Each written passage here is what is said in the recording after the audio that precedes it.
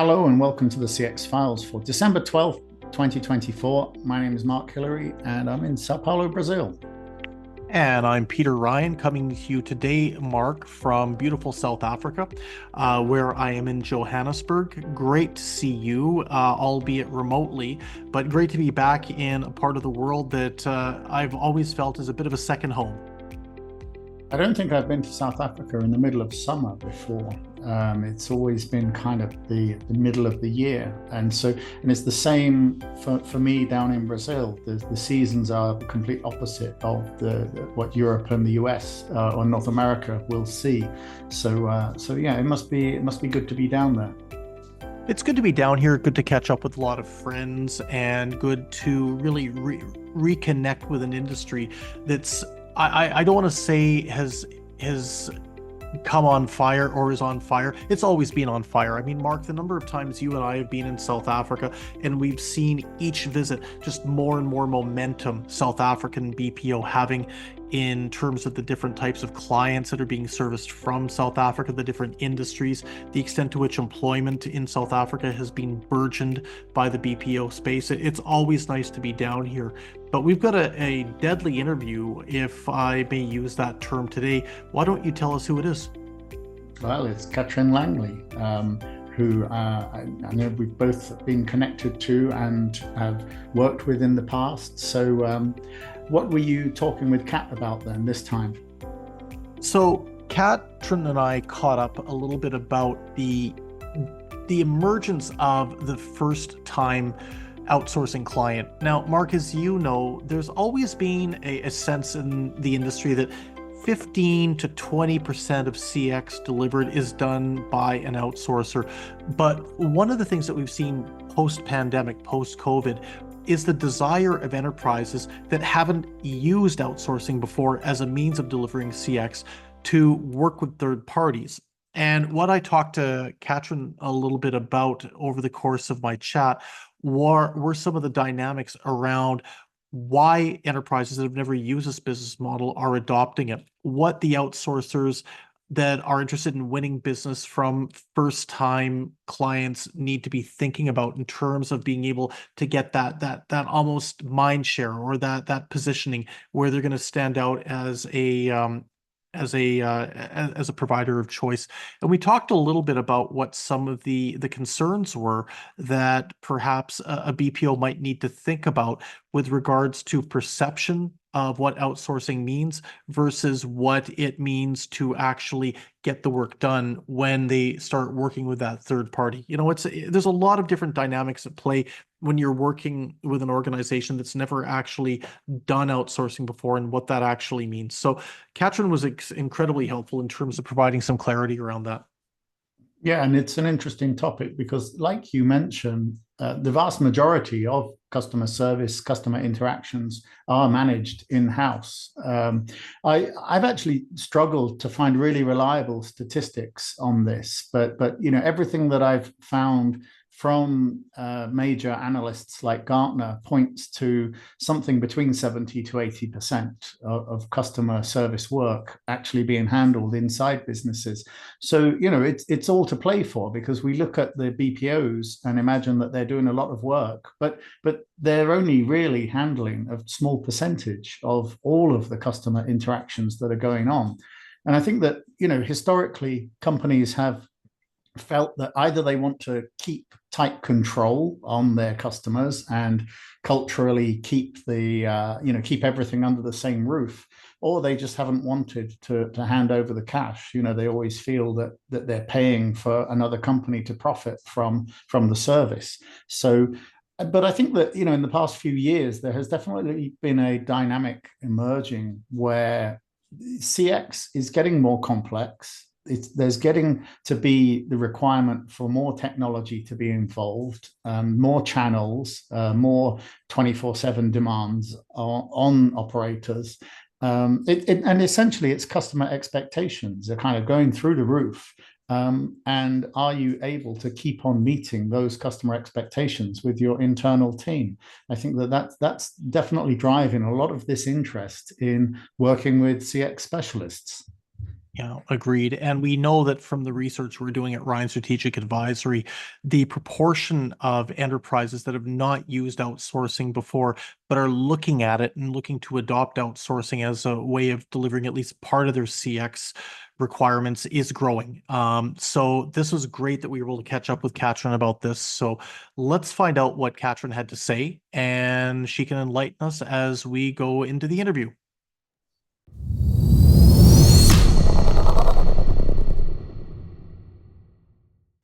The first time outsourcing market when it comes to CX is in the spotlight today on the CX Files podcast. And as I was thinking a little bit about who I could get to talk with me about this very important discussion point, I couldn't think of a better person than Katrin Langley. Katrin joins us from her home base in Tampa, Florida, one of my favorite cities in the world. She is one of the, I would say, most well-known and well-respected CX thought leaders and executives, at least since I've been in the industry. Katrin, so great to join you today. Thanks for taking some time to pop onto the CX Files. Thanks for the invitation, and I'm really excited to talk about something that I feel very passionate about. Well, passion is what we live for on the CX Files, and I think that it's the very same for individuals who join us as listeners. And, one of the things that I have been thinking a lot about the last little while when it comes to the domain of third-party service delivery is the fact that something that we've been picking up at Ryan Strategic Advisory in the work that we do is effectively the pie is growing. There's more and more organizations and more CX executives within the enterprise side that perhaps haven't used the BPO model and are deciding that this might be the way forward for them. And I'm just going to give a bit of a flavor to the discussion. Now, Katrin, as you know, every year Ryan Strategic Advisory goes out and we sound the views of enterprise CX buyers. Now, in our 2024 survey that looked at nearly 800 enterprise CX executives, CX strategists from some of the most important key demand markets in Asia Pacific, North America, and Western Europe. What we found was amongst those organizations that were not yet using outsourcing as a way of delivering contact center or customer experience management services to their end users, roughly a third indicated that they were planning to start outsourcing over the course of the coming 12 months. Now, something that strikes me is this is not a small number of companies. This is not a small number of organizations. For an outsourcing organization, this means the pie is effectively growing, and a growing market is good news for everybody. But to start out, you've got some insight in terms of the work you've done with first-time users of BPO services. What are the biggest things that an enterprise new to the BPO or new to the third-party services model will be looking for in a partner if they've never done this before? I think first of all, the industries need to determine, the companies, what their objectives are and what they want to outsource. And do they want to outsource everything? Do they want to keep something still internal to support? And what kind of balance between that do they want? And when looking for an outsourcer, they need to look for the right partner for them, a partner that has experience in their industry, has specialization in different types of business and lines of business, has a great cultural fit. Culture is very important to your customers. You want customers to keep coming back. You want them to be loyal. And cultural fit is at the top of the line for that. And finally, I would say someone that has the ability to scale. You need to have a partner that if you have ebbs and flows in your business, if you have peaks at the holidays, you have peaks in the summer, when do you need the most people to support you? And is that company able to do that in the right geography with the right price point that makes sense for your business? You mentioned the word culture there, and this has become a real watchword in the industry for the last little bit. And I always love to tell the story that I was giving a presentation in the UK a few months ago, and it was to a group of enterprise CX leaders. And these were the types of people that would be pulling the decision on whether or not to outsource. And if they did outsource, who would they do it with? And I had a list of reasons on a PowerPoint slide about why enterprises were outsourcing. And I started getting hands shooting up in the air because it was an interactive session. And people were saying, you're missing something. There's something that's not on your PowerPoint slide. And I thought, well, what could it be? I've been doing this a long time. I think I know what I'm doing. But no, there was a word missing: culture, the BPO culture. And near as I can tell, that alignment between the values of a first time enterprise going to outsource and the outsourcing partner is probably more important than it's ever been. Would that be a fair assessment? Absolutely. You want all the different BPOs will say they have great culture, but what does that really mean? And we sometimes joke about it as we have waterfalls and rainbows in our centers, but that's really not what culture is about. It's about embracing the customer, understanding their needs, feeling empathetic for them. It's not just answering the call and finalizing the transaction. It's really embracing what is required to have a great piece of customer service that's going to improve that customer journey and ultimately lead to a long-term customer. So culture is more than just about having extra things in your centers. It's embodied in the agent that answers that call, and whether that's a call or a chat or an email, it can all be built into those areas. And it's really important, I think, that we're getting this out there into the discussion about what outsourcing means. Because when I was chatting with some of these executives in the UK, and I've been having subsequent discussions with buyers, folks from the buyer side in this side of the pond in the US and Canada, I always hear from them when they're going to the initial meetings with a prospective BPO partner. It's so important for them to make sure that they have a sense of warmth, that they know that from an executive to executive standpoint, they're going to be able to work with these people, because they say the boardroom culture is going to cascade down through the industry. So as a first time user of outsourcing services, I couldn't imagine a more important need to make a great first impression. Right, right. And when you're going to present to different companies to introduce yourself, to sell yourself to them, to be their outsourcer, you want to have those high level C-level executives in there, and they need to express the culture just as much as everyone from top down to bottom. And that culture has to be ingrained in everyone. It's really important that everyone feels, lives, and breathes the culture of their clients, and that you align with what your corporate culture is as well. You know, one of the things that as an analyst, I have really picked up on is the fact that there's so many new sectors that are popping on to the broader economy. There's industries that we would take for granted now that didn't exist 10 years ago. And I think that those are the exciting ones when it comes to outsourcing and using outsourcing for the first time. So, Katrin, what would you say are the most opportunistic sectors if you're a BPO and you're thinking about where the first time outsourcing fish are? Which pond do you go fishing in from the perspective of sector to sector, vertical to vertical? There's a lot of ponds out there, and depending on what you specialize in will depend on where you're fishing first. I think most popular at the top of outsourcing would be retail and e-commerce.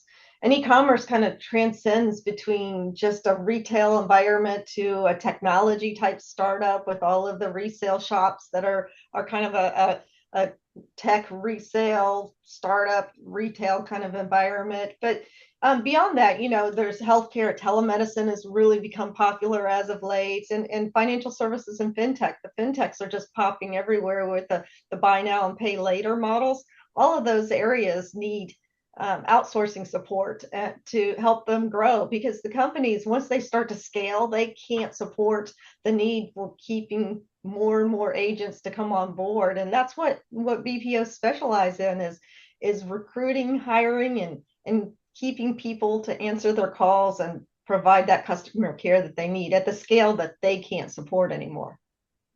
But that raises a really interesting point because, you know, over the course of, I'd say, the past 20, 25 years, excuse me, there seems to have been a view out there that enterprises would go to work with a BPO almost as a last gasp, as a last resort. And I think we all know that that's not true. And it's becoming increasingly clear that the BPOs bring so much to the table that, especially in some of these new sectors that didn't really exist in the past, 20 years ago, that we hadn't even thought of, there almost seems to be a view they don't want to manage their own in-house CX. This is just not something that's appealing to them. So what do you think has traditionally pushed a lot of enterprises, maybe some of the more traditional ones that have been part of the economy for quite some time? What's pushed them to keep their work in-house? What's pushed them to go with a captive model? And what do you think is driving not just some of these new sectors, but organizations across the board to give outsourcing a second look? Well, there's a lot of factors that will play into keeping things in house. Some companies just don't believe that another company, an outsourcer, can emulate their culture or provide the right amount of customer service and customer support that they do internally. They worry about compliance needs to make sure that their customers' data is safe. They don't really understand how outsourcers bring that compliance with them. And I think finally, there's just that misunderstanding of cost and what the total ROI is. When you look at what an outsourcer costs, you generally get a fully loaded rate for everything that trickles down, versus just what that agent costs per hour. So sometimes there needs to be a little bit of an education and an ROI calculator to explain the total value of what you get from an outsourcer. And an outsourcer can do so much more than just offer people to answer your calls. They can recommend technology partners that could help them with AI and different parts of their business that will take up more time for them to go through and interview all the SaaS companies to understand what they do, what's best for them.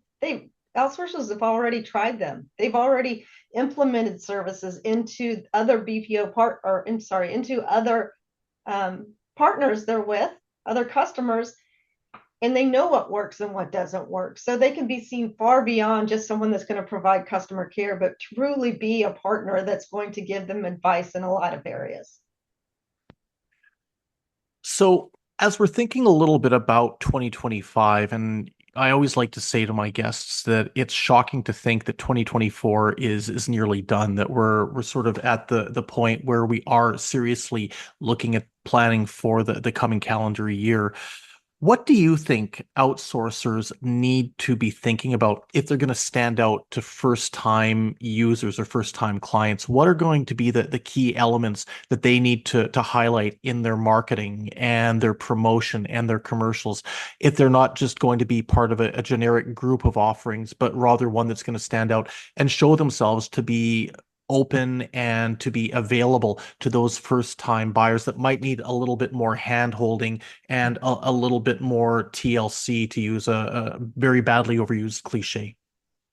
I think differentiation is one of the toughest things in our industry right now. We all do basically the same thing and we're all saying the same thing, but what makes you stand out different? And starting from the top with just providing customer experience and sharing your knowledge and your referenceable experience and customer experience and providing great care, leveraging great advanced analytics and customer insights, so the customer knows more about their customers. Giving that insight into what's going right and what's going wrong is really a large paramount piece to their business, to building it and growing. Adopting and innovating with AI and automation, whether it's homegrown or it's with white label partners within them, that's very, very important. And with that is show hands-on experience with them. It's not just saying I can partner with 500 different companies to provide you a technology, but having that in place and having use cases and case studies to prove how it works and that it works positively, especially in their industry type. And I think finally is customizing the solution, customizing to them. Instead of saying, I have this big package of 15 different things and you get it all. Oh, but what if I only need one or two things? There's companies out there that say, nope, sorry, you got to buy the whole package, whether you need it all or not. make sure your solution is customized and you get what you need and you're not paying for extra things that don't make sense for your business. And I think that's really sound advice. One of the things that I've always picked up on over the course of the years is that the full meal deals just are not appetizing to so many different organizations. And well, you might get some of the global organizations, some of the global enterprises that might go for a full meal deal. The reality is there's so many emerging businesses, medium-sized organizations that would prefer to almost have the takeout menu and to be able to pick and choose what they would be looking for and how you can customize. And also that vertical market expertise, that subject matter expertise when it comes to a specific industry goes a long way. But, I think as we finish up our interview today, Katrin, it's been really, really fascinating for me to hear somebody who's had their pulse on this segment of the enterprise market bring some of these ideas to the forefront, because the fact is the market is expanding. There are new opportunities out there, and just going about selling BPO services or CX services the way it's always been done. And the listeners won't know, but I just did air quotes with my fingers. Very, very bad. I feel like I'm on Saturday Night Live all of a sudden. The fact is that this is truly opportunistic, and it's really going to come down to what BPOs are going to go for the brass rings and which ones are going to just try and just keep doing it the way they've always done it. They're the ones who are going to get left behind. 100% agree. You have to continually adapt, change, and reinvent yourself to stay relevant in the market and to stay relevant just in general for your customers. Continue to grow, continue to offer more and better things, and continue those discussions. Don't be afraid to have those discussions. It might not be right for them now, but it might be right for them in the future. And it's good to already have that little bit in your back pocket and say, oh, I remember so-and-so said this. Let's try that. Those discussions are so important. It doesn't have to be today, but it might be someday. Well, Katrin, we will say goodbye and thank you for your participation on the CX Files. I hope that you enjoy the weather in Tampa, which is probably infinitely warmer than it here is in Montreal, and certainly a hockey team that's performing exceptionally better than mine. I was at the game 2 nights ago, and we were subjected to an 8-2 loss to Seattle. So, certainly the Lightning, I think, is in a much better position than the Habs are this year. Amazing coming from the South, where we are warm most of the year too, to have a great hockey team. Well, congratulations. I'm very jealous. No, thank you.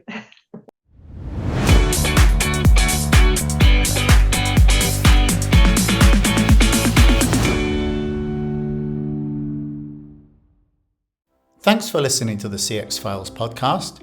We really appreciate your feedback and suggestions. You can reach myself, Mark Hillary, or Peter Ryan via LinkedIn. Please also leave a rating or review on your favorite podcast provider, as that helps more people to find us. As always, we'd like to thank Chris Haig at Traction Media for the CX Files graphics. See you next week.